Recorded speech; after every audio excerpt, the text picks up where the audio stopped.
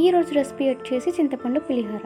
ఒకప్పుడు ఈ రెసిపీ ఎంత కష్టమో ఏమో అనుకునేదాన్ని, కానీ ఈ సింపుల్ ప్రాసెస్లో చేసుకున్నాక ఈ రెసిపీ ఇంత సింపులా అనిపించింది. మరి ఈ సింపుల్ రెసిపీ మీరు కూడా చూసేయండి. స్టవ్ ఆన్ చేసుకొని బాండిల్ పెట్టుకోవాలి, ఆయిల్ వేసుకోవాలి. ఆయిల్ హీట్ అయ్యాక పల్లీలు, పచ్చెనపప్పు, మినప్పప్పు, తిరగమాత గింజలు, ఎండుమిర్చి, పచ్చిమిర్చి, కరివేపాకు, టేస్ట్ సరిపడినట్టుగా సాల్ట్, పసుపు యాడ్ చేసుకోవాలి.